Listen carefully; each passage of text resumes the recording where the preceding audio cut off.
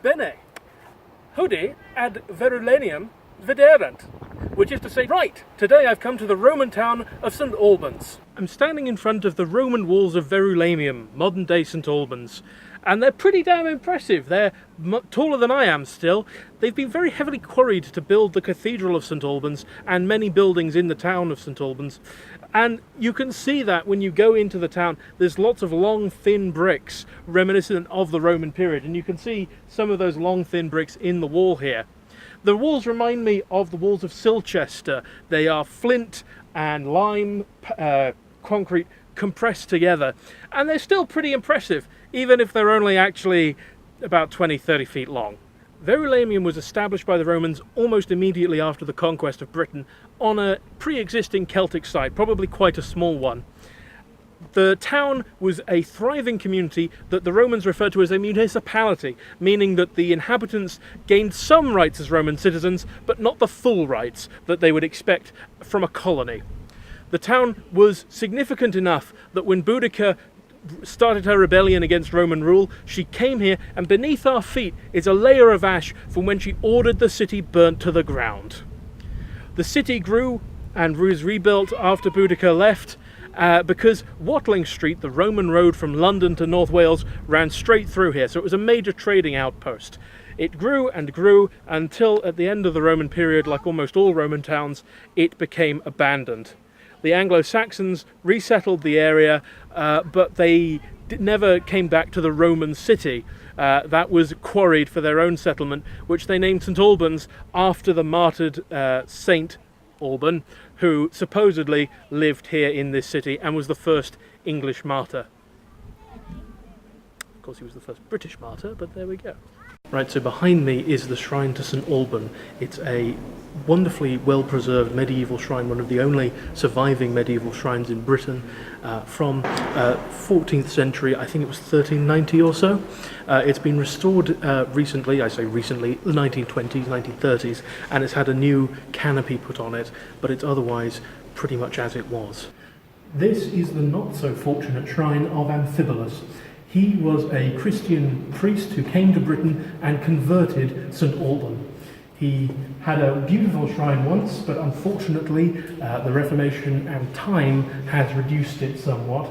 There is hope that as surviving pieces are found, it can be restored to a similar condition, but it demonstrates how truly lucky we are to have St Alban's shrine in the condition it is. Right, so behind me is a 15th century watching loft. This would enable monks and people of the town to keep watch and pray over St Alban's shrine at all times. On the other side of it, it overlooks the shrine, and it's a small room dedicated to prayer and reflection, and ensures that everything would have been looked after for St Alban 24 hours a day. This is the only British example of a watching loft, and it has quite remarkable Gothic architecture in it, with numerous small wooden carvings along the bottom decorating scenes of everyday life. It's quite fascinatingly done. So who was St Alban, and what did he do to deserve such a magnificent cathedral? Well, St Alban was a 3rd century Roman or Romano-Briton who it is believed lived in Verulamium. Some people say he may have lived in London. And he came under the sway of a priest called Amphibolus, who had come over from the continent. Amphibolus taught him about Christian ways at a time when Christianity was outlawed within the empire, and St Alban found this a fascinating subject, and he became a Christian. Christianity, being illegal, naturally came with its dangers, and on a certain day Amphibolus was found out, and guards were sent to arrest him to bring him to trial for the crime of being a Christian. Rather than let his new friend, this magnificent priest, go and possibly die, St Alban took on the clothes of Amphibolus. Incidentally, Amphibolus in Latin means cloak, so it's probably not a real name. He put on the clothes of this priest and went out to face the punishment in Amphibius's stead. When the magistrate found out about this, he ordered St Alban to be whipped, and after his whipping, St Alban still refused to renounce his faith, and so he was executed on a spot believed to be the current location of St Alban's Cathedral. I'm hunting for something. One of these seats used to belong to Nicholas Breakspear, who became Pope Adrian IV, the only English pope. So I'm looking for that.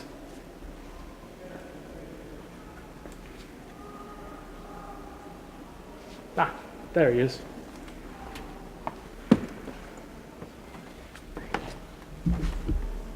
There he is.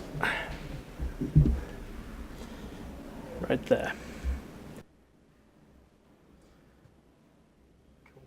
The cathedral has a number of medieval wall paintings, such as the one behind me. A pilgrim coming to St Albans to pray at St Alban's shrine would stop at every single pillar to pray in underneath these paintings, where there would have been a small shrine, each one dedicated to a different aspect of the Bible, different stories, different saints, different religious figures, and each one would be part of their spiritual journey to the shrine at the far end of the chapel, cathedral. This is a medieval painting of St William of York. It's in remarkably good condition, as normally these have been ruined by the centuries, but you can see a remarkable amount of colour still in this one, and it's just a fascinating example of art from the 15th century. This is the Lady Chapel, which is a very interesting part of the cathedral. It's where the majority of modern day worship takes place. And it isn't just Anglican services that happen here. We also have Roman Catholic Mass once a week, there's a German Lutheran service once a month, and there's Roman Orthodox and free worship as well. So it's fascinating to see so many different Christian denominations worshipping in the same space. These long thin bricks are characteristically Roman, and the cathedral is assumed to have been made using the Roman ruins of the city of Verulamium. Right, in this building behind me is a mosaic from the Roman period, and an interesting feature of it is that it has hypercaust, meaning it had underfloor heating 2,000 years ago. So let's go inside. And this is the beautiful mosaic, and down there is the trench that goes into the hypercoursing system. The hypercourse system is covered thanks to this beautiful mosaic, and it's just wonderfully well preserved. Verulamium is a brilliant Roman British site, and everyone should get the chance to see it if they can. They're interested in Roman sites.